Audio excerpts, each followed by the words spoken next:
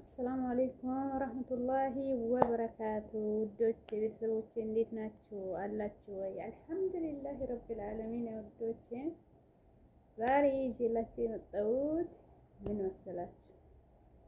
እኔ ጋ ሁን እየተባባሉ አብርሽ ሰሞኑን ጠፍቻለሁ እና አልተመቻቸልኝም ነበረ።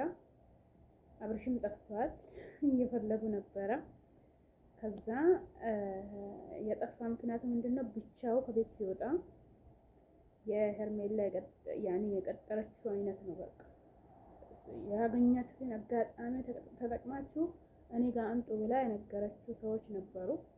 ከዛ እነሱ ሄዶ እሷ በቤቷ ቁጭ ብላ እነሱ ሄዶ ሲወጡ እሱ አብርሃም ለብቻው ሲወጣ ጠብቆ አብርሃምን ይዞ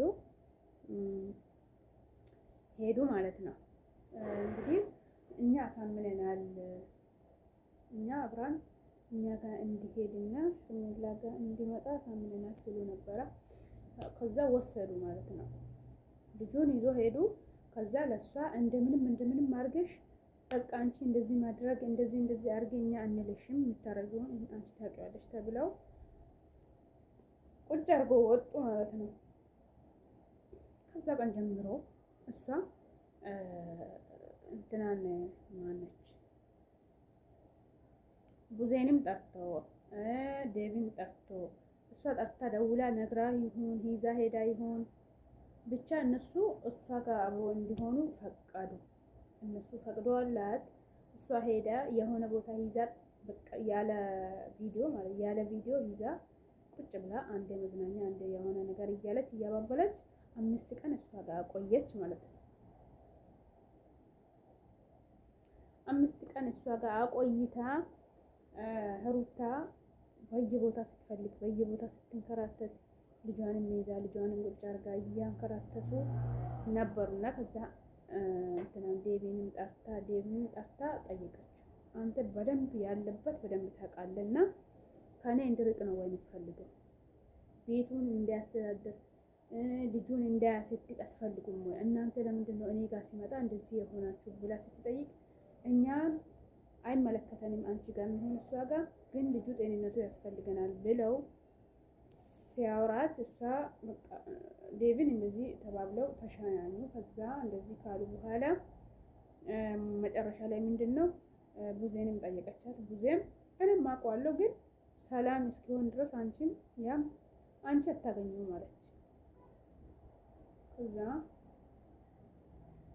ዛሬ ደግሞ አብርሽን ይዞ መጡ። አብርሽን ይዞ ሲመጡ ሄርሜላን ወደ እኔ ትላለች፣ አንድ እጁን ይዛ ትጎትታለች፣ ያቺም አንድ እጁን በቃ ሩታና ሄርሜላ ማለት ገንጥሉና ውሰዱ ብሏል።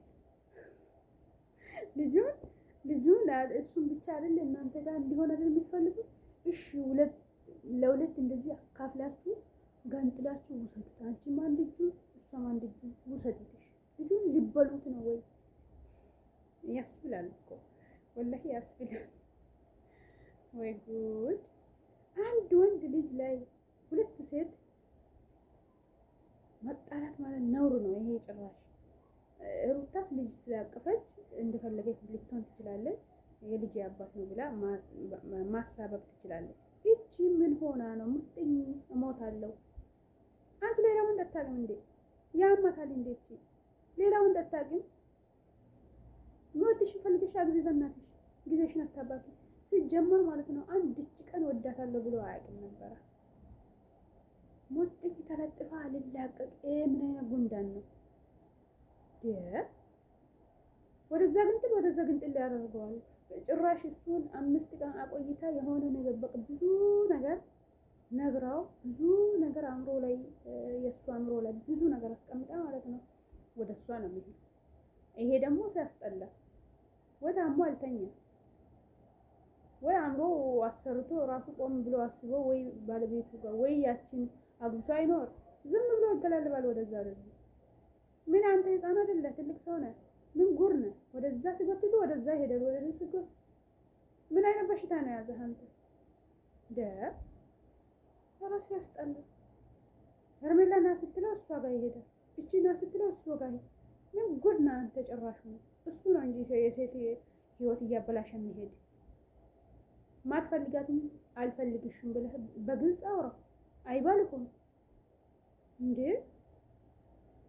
አይዋጉ እነሱ ምን ችግር አለ?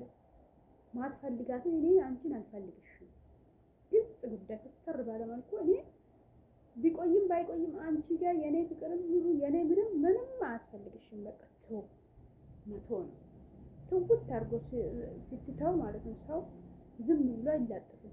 እሷም ሌላ ነገር ያሳያታል። እቺ ጋም ሲሄድ ሌላ የፍቅር አይነት ነገር ያሳያል። እዛም ሲሄድ እንደ ፍቅር ይጫወታል። ምን ጉድ ነው እናንተ? እሱ ታመመ ብሎ አሳበቡት። እናንተስ ታማችኋል ወይስ? እነሱ ህመማቸው አይታየም እንጂ የእናንተ ህመም አልታየም እንጂ ማለት እናንተም በሽተኛ ናቸው። በተለይ ሄርሜላ በተለይ በሽተኛ፣ ትልቅ በሽታ ያዛት ሄርሜላ ነው። የእሱ ጤንነት ከፈለገች እኮ ትውት አድርጋ በስልክ እየጠየቀች ትውት አድርጋ በስልክ ብቻ እየደወለች እየጠየቀች ትውት በቤቷ ትቀመጥ ነበር። እዛም ሄዳ ረብሻ ታነሳለች፣ እዛም ሄዳ ረብሻ ታነሳለች። እሷና ዳኒ ሀገሪቱን እንደው ደበላለቋት። ይሄን ያለውም እንደ ሰው ወንድ ከሄደ ወንድ ይመጣል። ካላስታዩ ልጥፍ ደግሞ ይዤ ከሀገር ወጣለሁ። ምን ቤት ነሽ እና ይዘሽ ከሀገር የምትወጪው? ለማን ነሽ አንቺ? ሂሩታ ልጇ ጋር አብራት 3 ሆኖ መውጣት ይችላሉ። አንቺ ግን ምን ቤት ነሽ? እሱ ጤንነት አሳስቦሽ? ኧረ እባክሽ እሱ ጤንነት አሳስቧት እሷ ብቻ ለሱ ብቻ ስለምታስብ እሱን ይዛ ከሀገር ትወጣለች። ምን ቤት ነሽ? ለራስሽ ውጪ ከፈለግሽ። ከሀገር ማውጣት አንቺ እንትን ካለሽ ማውጣት ነው። ፈጣሪ እናት አባት እንደሌለ ሰው ወደዛ ወደዚህ ይላሉ። ምን አይነት ሰዎች ናቸው እናንተ? ሩታን ቤተሰቡ ሙሉ ያውቃታል። ይህ ሰው እናት አባቴ ጋር ሄዳለሁ ብሏል። እዛ ተወስዶ እዛ ቁጭ ላይ ከዛ ሄዳ ትጠይቃለች። አንቺም ከፈለግሽ ሄደሽ ማንም አይደለሁም ብለሽ ያኔ ዝም ብለሽ እንደ ማንኛውም ጓደኛ ሄደሽ ጠይቂ። ዝም ብለሽ እዛም ልጥፍ ይሻላል። ያስጠላል እኮ ወላሂ ቤተሰብ። ሴት ልጅ እንደዚህ ስትሆን በጣም ያስጠላል። ሴት ልጅ ስትነፋን አውቃ ኮስተር ብላ ስትኖር እንጂ ወንድ ባለትዳር መሆኑን እያወቅሁ ከሄጄ ልጥፍ። ባለትዳርም ባይሆን ራሱ ፍቅረኛ ካለሽ በቂ ነው። የኔ ፍቅረኛ ነው ከተባለ ውስጡን አጥንተሽ ሳምተሽ ከጨረሽ በኋላ ለሁለቱ መቶ ነው። መጀመሪያ ካለች እሷ ጋር ይጨርስና አንቺን ከወደደ በራሱ ምርጫ ይመጣል። አንቺ ግን በፊትም ጀምረሽ አስገድደሽ ነው። እጅሽ ላይ ቀለበት አደረገ፣ በቃ ቀለበቱን አሳብሽ ጭራሽ ቤቱን ማብኳት ማመሰል ጀመር። ታይ በቃ አሁን ጉድ እኮ ነው በፈጣሪ። ምን ይሉታል አሁን? ምንም እኮ ማለት እንትን የሚቻል ነገር አይደለም።